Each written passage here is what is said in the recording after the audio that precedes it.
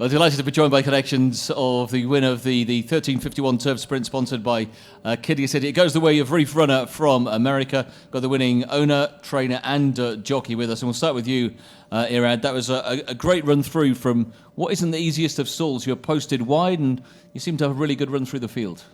It broke so good.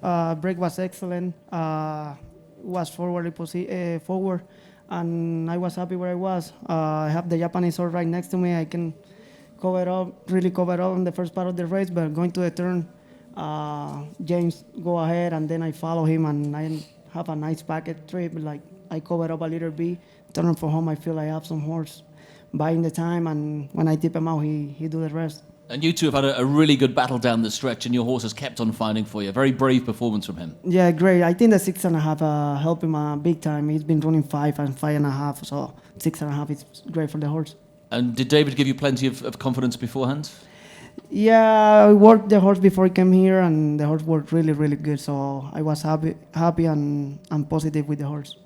And David, for you to come across to this region and win one of the big races on the night, how proud are you of yourself, the horse, and the whole team? The horse, he's done everything right this year. Everything we asked him to do, he's done. And when did this race come onto the horizon, and when do you start thinking about bringing him out towards the Middle East? Right after, we ran the Breeders' Cup, and he ran fourth. He ran a good race. And then we went back to Miami, and he won a little 5/8 sprint there. And then my friend Nick Essler started, because I guess he helps y'all. And he said, you want to go to Dubai? I mean, Saudi, I think you're going to get an invitation. So that kind of got the ball rolling. And you shipped here in quite good time by comparison to a lot of the Americans. You've been quite happy with how he came in and acclimatized and adapted to the heat and the track? I thought every day he was here, he got better and better and better. I was telling Alex that, the racetrack is so kind for the dirt. He trained on the dirt. The track was so kind. He looked so good. And every day he just got happier. And talk us through the race as well. You were drawn out quite wide with the favourite Lazard, but as we were just saying to Irad, he got a great run through following James Doyle. Yeah, and I didn't think the post position was that big of a deal because, being wide, you've got such a long stretch, long ways down the backside to get position, and which he did very well. And, I loved where he was sitting. I was a little nervous. He was a little close for him, I thought, but he didn't seem to bother him. And for you, how does this sit in your training ground? You rode as a jockey in your very early days. You've been training in Florida these days. To come here and see off the best of the Japanese and the Americans and the local horses must be a proud moment for you. It really is. It really is. Thank you. And for our winning owner as well, not just winning owner, but winning breeder as well. This is a very special moment as well for yourself. Yes, sir. It's homebred, and we were been tickled with him always, and the mare was a very nice mare, and it doesn't get any better than this. And just tell us a bit about your breeding operation, where you're based, how long you've been doing that? We were in Ocala in Kentucky right now. Okay. So I think we're down to about, she'll have to tell me how many brood mares we have, I don't ask.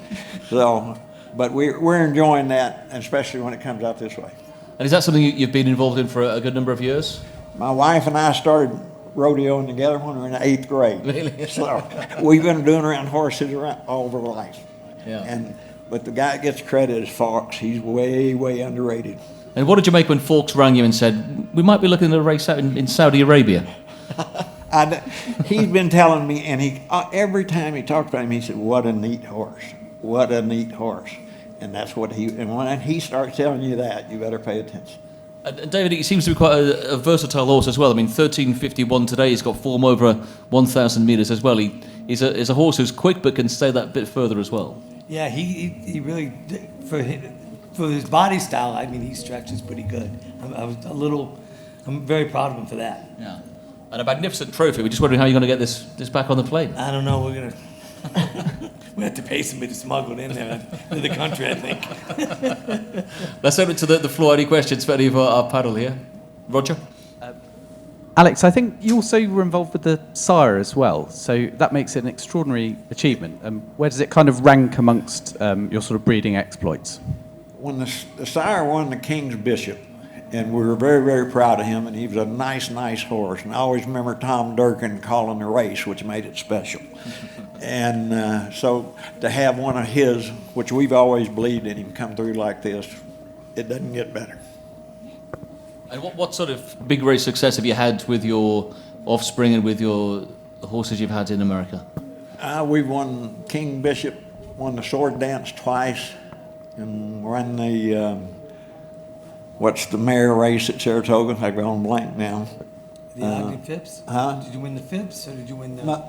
the ballerina one? No, That's it. 1 1/4 mile with embellished lace. Who's that? What race? Alabama? The Alabama. Yeah. How can you forget the Alabama? But I did. That's what this will do to you.